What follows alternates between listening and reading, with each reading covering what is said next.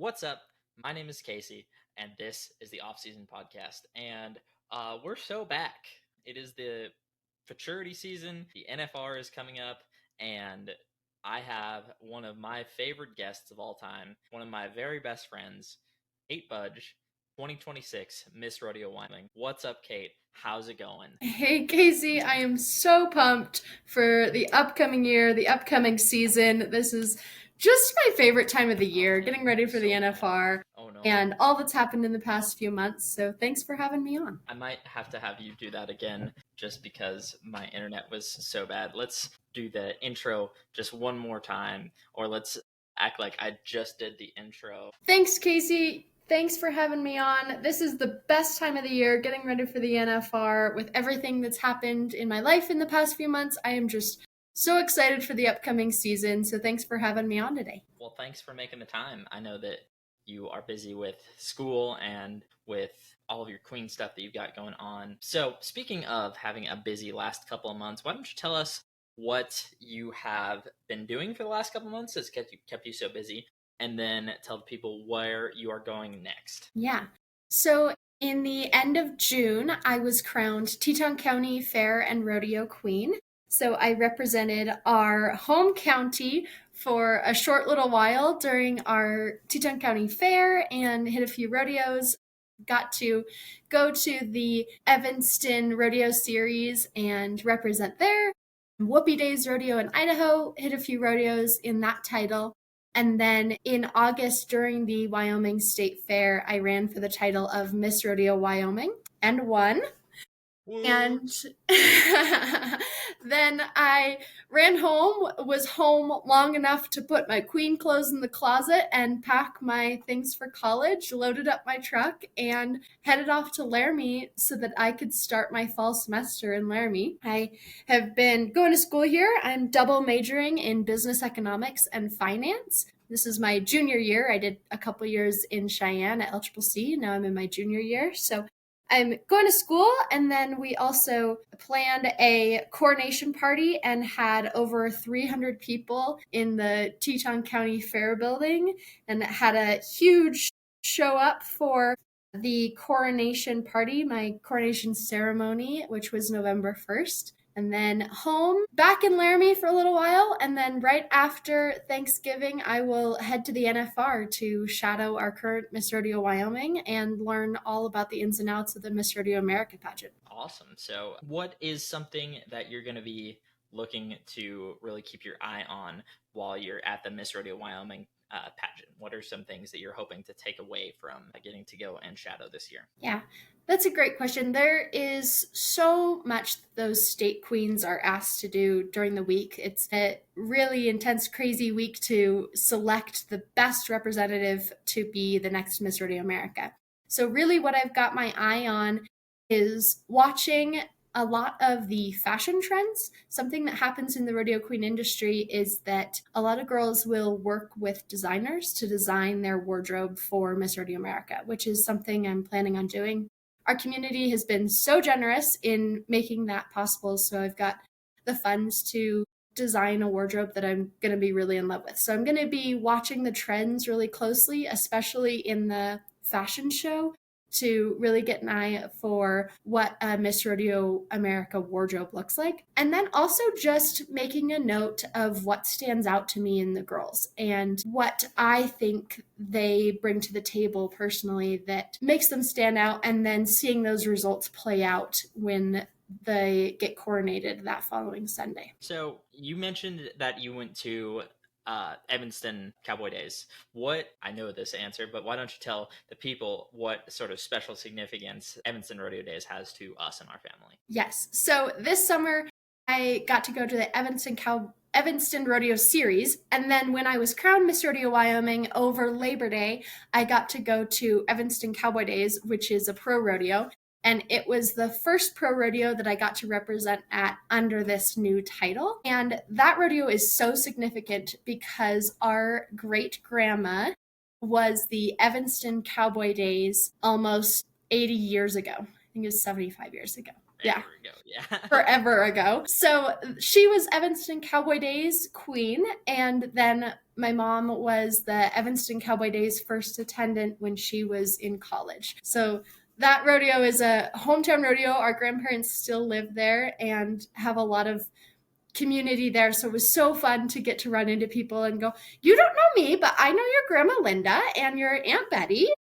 So that was really fun. And then my Aunt Jen and Uncle Brad and my cousins also came to that rodeo. So it was good to be home, and I stayed in grandma's house. And there's something different about going to a rodeo and representing while you're staying at something that feels like home too. So it feels like a hometown crowd.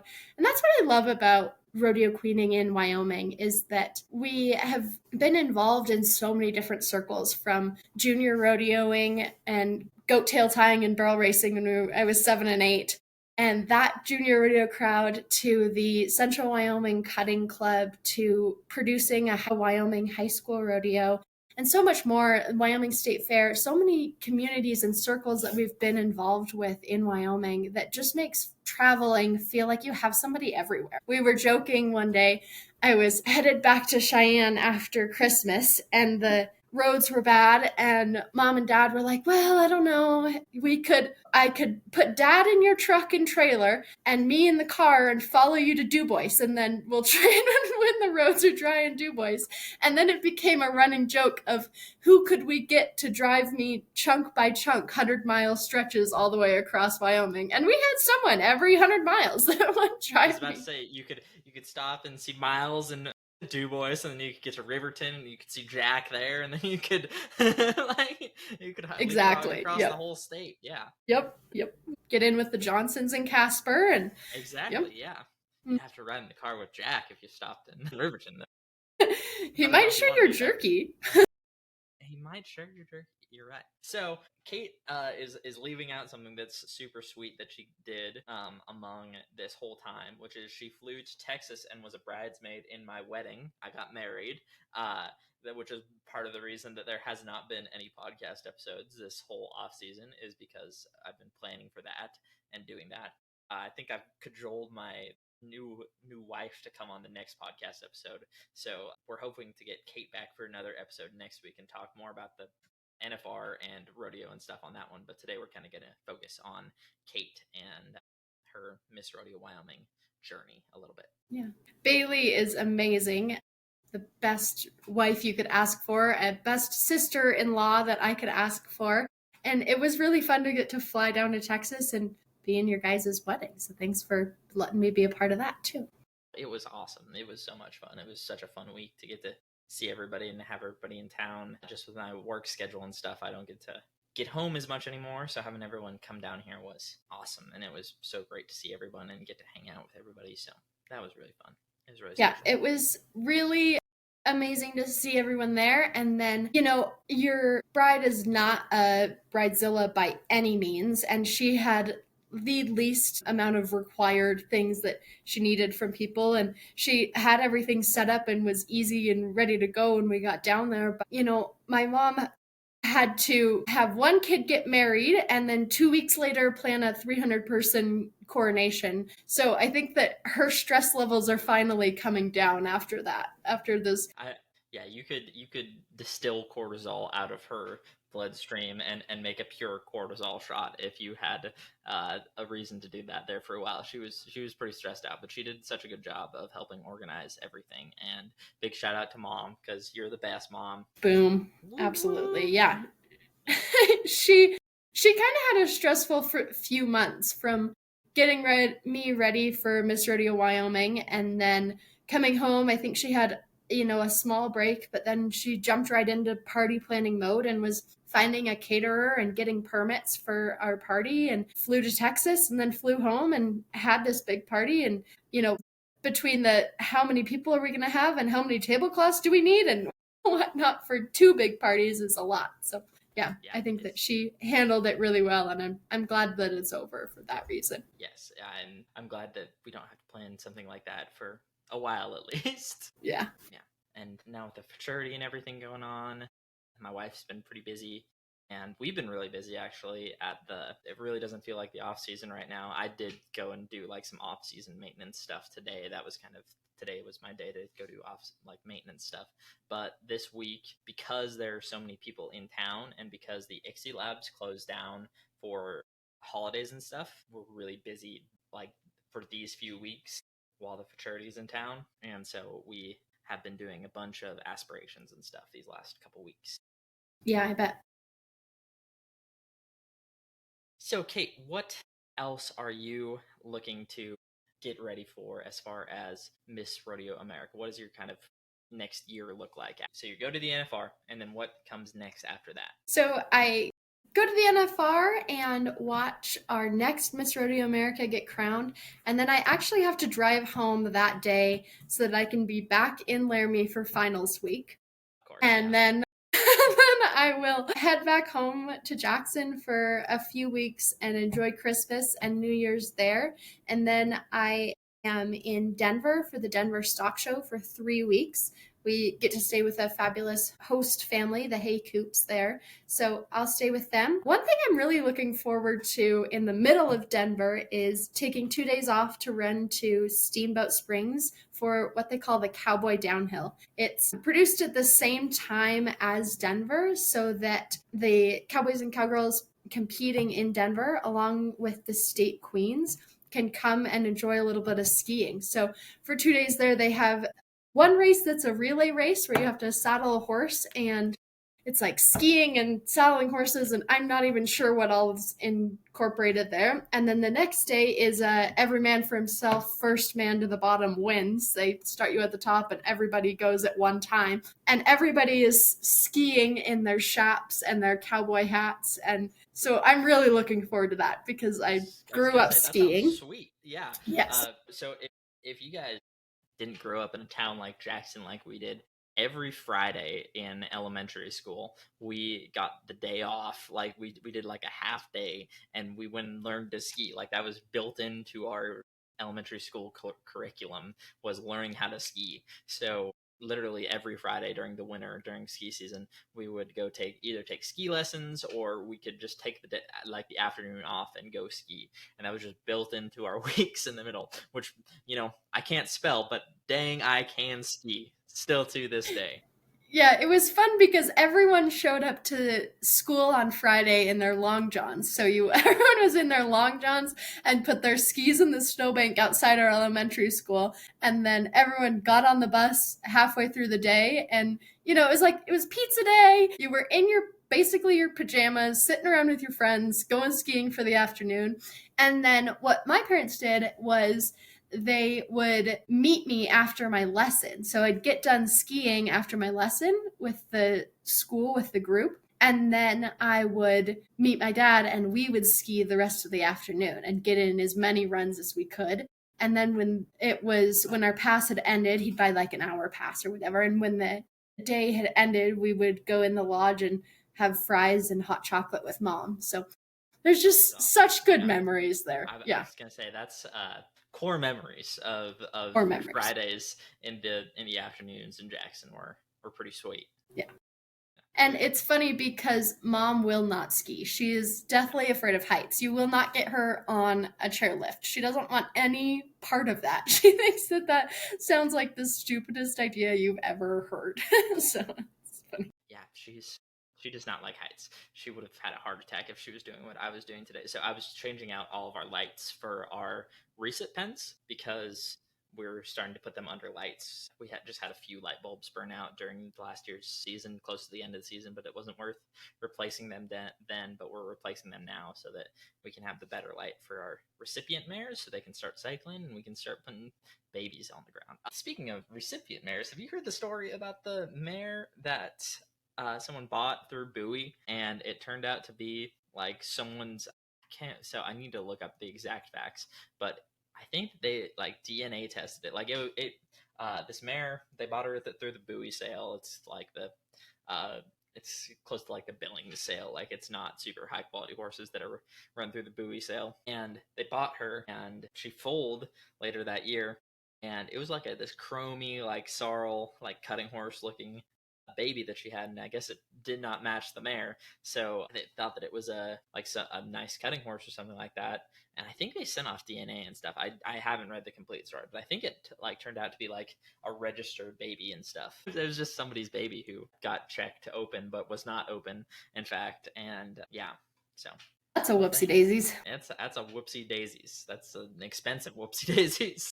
Yeah. Well, after the Cowboy Downhill, what's on your agenda after that? Sorry, I didn't finish that story. After the Cowboy I interrupted Downhill, you for sure. after the Cowboy Downhill, I'll head back to Denver and there for a few more weeks, and then I'm done with Denver close to the end of January. I think it's January 25th that I'm done there. And then I will hit Rapid City just a few days later. And I've already put Abbeville, Kansas on my list for the year, and Thermopolis. So my schedule is already starting to fill up, and I love it. So right after Denver, I will kind of head home and maybe spend a couple days in Laramie, and then reset and head to Rapid City. And then the Miss Rodeo Wyoming clinic is in February over Valentine's Day weekend. So I will that's hosted in Rock Springs. So we'll go to Rock Springs and put on a clinic there, which I'm really excited for because that's where I felt like my rodeo queen journey kind of pivoted. I was a high school rodeo queen. I was the Idaho State High School Rodeo Queen in 2023. And then after that, I was the first attendant to the National High School Rodeo Queen. And then I took a little bit of a break. She should have won. I'm still better. I'm still mad about that. Addie did an amazing job, and I'm a believer that it was God's plan, and I had an amazing opportunity to get to go and show my horse more, and I wouldn't have gone to as many cuttings and cow horse events as I did, and probably wouldn't have gone to the college that I did if I had won. So it was all part of the plan, but sure, we wanted to win that one, but it's a good thing. On site. Addie's a sweet girl. Not her, the judges. Oh, the judges. Okay. Yeah, okay. Yeah, just kidding. That's a joke. So I took a little bit of a break after that, after I was done high school rodeo queening, and I went to LCCC and showed cow horses for 2 years. And that was an amazing experience. To get to better my horsemanship and show on a collegiate team was a once in a lifetime opportunity. And then I went to that clinic after I had decided I wanted to run for Miss Rodeo Wyoming. And I went and I realized what it was going to take to win, and that I needed to up my game and become more committed to my studying, more committed to my modeling and my public speaking and my outfits. There was just so much that I needed to level up to get ready to compete for Miss Rodeo Wyoming. So that clinic was a pivoting point for me. I also had the opportunity to learn a lot from Bailey Mackey that year. She is Miss Rodeo Wyoming 2024. And she talked a lot about her year and what she wished she would have known coming into it, representing for a year as a state queen. And little things like packing vitamins in your purse and having a granola bar, and, what type of stain removers are best. All the little things that you don't really think about and that no one talks about, and how to keep your mind and your body healthy when you're on the road for months at a time. And she just talked about the full circle of rodeo queening and what goes into it. And that was just really great to hear from her and all of her knowledge that she had from a year of representing. So that was a unique thing. I'd never gone to a clinic before where they just sat you down and told you not only what it takes to win a rodeo queen contest, but what it takes to be successful representing for a year. That's awesome. So what is it going to take, or what steps are you taking to level up your game again to move to Miss Rodeo America? What are kind of the next steps? Yeah.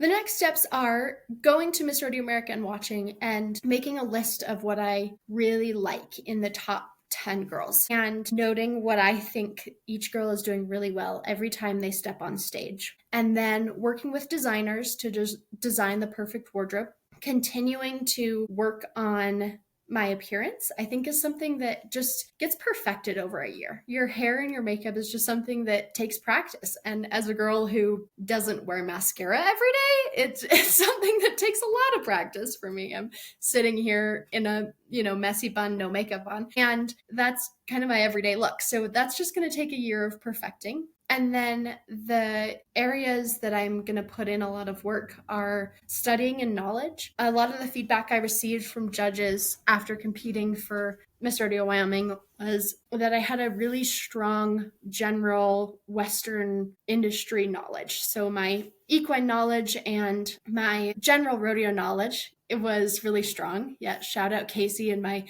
future vet for my equine knowledge help. But I have not been involved in the PRCA very much. We high school rodeoed, and I had the high school rodeo rule book in our truck and could recite that thing cover to cover. So now that's what the PRCA rulebook needs to become to me, is a second Bible. It's going to go everywhere with me, and I'm going to know it cover to cover. And then just getting to know the ins and outs of pro rodeo a little bit better, and getting to know the faces and names in pro rodeo is something I'm really looking forward to. Those are people that I've looked up to and want to know how it works, so that after this year, I have those connections and networking as well. That would be awesome. And then you can go on to do all the financial work for the PRCA in all your free time. Yeah. One of the things that the PRCA offers is free financial advice, financial consulting to pro rodeo athletes, which I think is really interesting. Yeah, so I think that's really cool. I mean, which makes sense, because you have these 18-year-old kids who are coming in, and then all of a sudden they've won $50,000 in 2 weeks. And where do they put that money? What do they do with that? And so I think that it's interesting to not into the right places, unfortunately.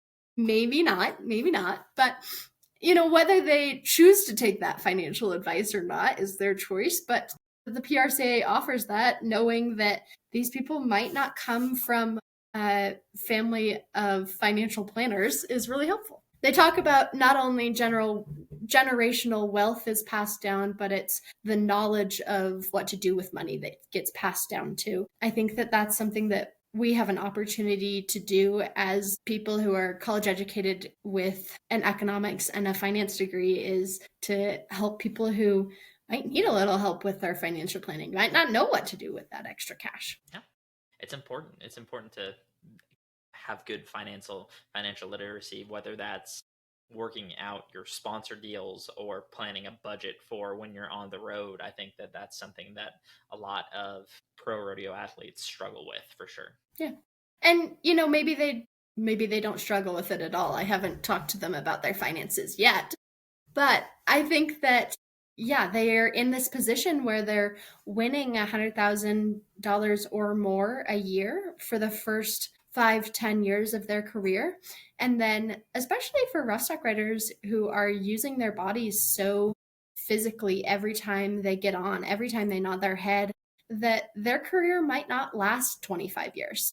And it dang sure isn't going to be the 40-year career that, someone working a 9-to-5 has. So how to be saving for their retirement and saving for the next step and planning their next step, no matter what that is, whether that is continuing in the rodeo industry or not, planning for the next step is important. Yeah, it's always important, whether you're going to Dale Brisby, JB Mooney route and sitting behind a microphone like us goobers, or going out there and getting a real job. Unfortunately, you've got to plan for your future. Some of those guys, especially on the roping end and stuff, they tend to go on, like Trevor Brazil has a bunch of horses in the rope horse futurity and stuff, and he does some training and stuff like that.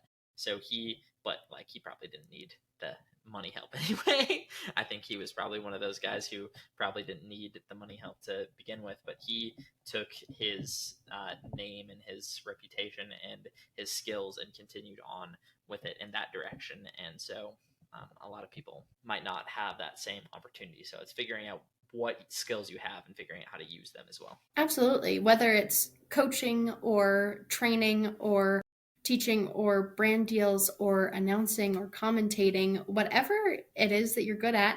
And then I think it's also important to think about what your platform is and what you want to leave with people. I think for Tuff Cooper, he has made a lot of money in inspirational speaking, and that he wants to motivate people to not only succeed in the arena of rodeo, but in the arena of life, and having a faith that helps you succeed as well. And I think that's important to him. And then we see that in the rodeo queen industries too. Like Kennedy Riggs is someone who I look up to. Her platform was kicking up kindness when she was Miss Rodeo America.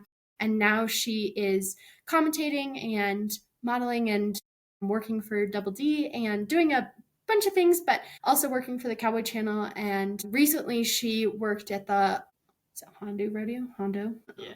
Hondo? Yes. I think Hondo. Sure. Whichever rodeo was in Phoenix this weekend. And her younger sister was the rodeo queen for that rodeo. And so to see them partner up, and Kennedy is someone who's really open about her faith. And I was watching her TikToks, and she's starting her morning with scripture study and then heading to the rodeo. And she's just all full glammed up and ready. And she's just seems like the type of person who is just on top of it, and a really genuinely kind person too. So we see that in the rodeo queen world too. It's like, what do you want to leave with people? What do you want your platform to be? And what do you want to do when you're done? You only have a limited career. For rodeo athletes, sometimes that's 5-10 years, but for rodeo queens, that's usually 2 or 3 years in the spotlight. Yeah, you're not it for very long, so it's about making it count and figuring out what's next. So what's your platform gonna be? Because I know that your platform for Miss Rodeo Wyoming was kind of based around having the CPR stuff. I can't remember exactly what it was, but it was like being knowledgeable about your heart and stuff. So totally. Talk a little bit about that. Yeah, so my platform is Long Live Cowgirls, and that encompasses a few different things for me. When I was a high school rodeo queen, that was something that I wrote on autograph sheets that didn't really mean much to me. I just liked the song. And then when I started rodeo queening again, I was thinking about what I wanted to have as a platform, what impact I wanted to have, and had a few things happen. Our Aunt Amy had some heart issues, and her husband had to administer CPR, which was successful. And then I did a stint in the hospital because of a heart issue that ended up not being anything to be worried about and concerned about, but could have easily took a turn for the worse. And realized that our hearts are really important, and taking care of them and knowing CPR is really important. So I took action and got CPR certified and taught over 100 FFA members at the Wyoming FFA conference CPR, and then also taught it at our county fair and at a few other events. So that was what Long Live Cowgirls is about for me, but it's also about the spirit of the West and the spirit that lives in Wyoming cowgirls, and doing everything we can to prolong that and to keep that spirit alive. It's awesome. Hearts are important. Drink your electrolytes.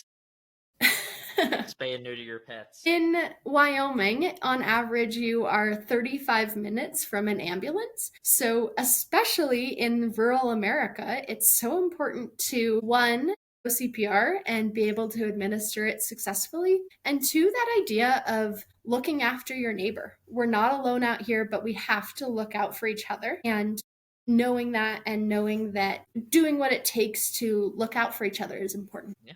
There are more cows per acre in Wyoming than people, and cows don't know CPR, so I guess we better learn. Yeah, I don't know that Bessie is going to be much help. Kate, that's your next $1 million ideas. Next $1 million idea, getting cows to do CPR. You know, usually if a cow is standing on your chest, it's not a good thing. It's not a good thing, but we could listen. It's an image problem, Kate. We need to get these cows a publicist, or we need to get them, or hear me out, the defibrillator system strapped to the cows, just walking around. Like we need funding to get defibrillators strapped on the cows. Like for every 100 cows you have, you get one defibrillator. And so if you're riding around, you're never too far away from one. That's an idea, you know. I think that's something. There's something there. There's something there, I'm sure. Maybe it's not attached to a cow because I'm not sure No. having to rope the cow in the pasture while someone's having a heart attack is a great idea. Well, obviously we grain those cows, Kate. Come on. Okay. But those are we only put it on the nicest cow in the herd, the ones that'll come up to you and eat grain out of your hand. Okay. Well, if we're at Jack's house, that's none of them. So There are no cows like that at Jack's house. there are no cows. They're yeah. Yeah. Well, I've been making light of it, but that is actually a really awesome call to action and a really awesome platform that you're running on. So I'm really proud of you. It's awesome to see you doing so well at this. This has been your dream for as long as I've known you. You've been a little rodeo queen, and I'm just really proud of how well you've done and the fact that you have really stepped up to the plate in this arena and absolutely knocked it out of the park. And I'm glad that the people at Miss Rodeo Wyoming recognized it, and I'm sure that the people at Miss Rodeo America will recognize it as well. Thank you. What else do you want to talk about while I've got you on here, Cater? Nothing? Okay. That's all I've got. All right. Well, thank you so much for taking the time to chat with me. We'll be back next week. We will be talking some fantasy NFR teams, talking about some of the NFR qualifiers, doing a draft of all-time great NFR athletes for each event. So we're going to be making our all-time NFR fantasy rodeo teams. So come back next week for that. I think I've got my lovely wife convinced to join us for that. So we'll have another person for that. But until next time, thank you guys so much for listening. This has been the Off Season Podcast. Be sure to follow us on all of our social medias at the Off Season Podcast. If you, I know that some people on here have seen like my nerdier content. If you're interested in any of that or like any of my book content or anything like that, go follow the Oracle Podcast. Plug for that. Kate, where can the people find you? What should the people look up to find the Miss Rodeo Wyoming stuff and follow your journey as far as that goes? Yes, they can follow Miss Rodeo Wyoming on Instagram and Facebook. I will officially take over the TikTok for Miss Rodeo Wyoming during the finals. I will be running the TikTok when we head to Vegas. So I'm really excited to take over there. The Miss Rodeo Wyoming TikTok is new this year. There's only like 5 videos. So I'm excited for that. Are you in one or a couple of the videos from the Yeah, I am. competition? Thank you so much for listening. This has been the Off Season Podcast. I've been Casey Budge. Kate Budge has been joining me, and please be sure to listen in next week for all of our rodeo NFR talk.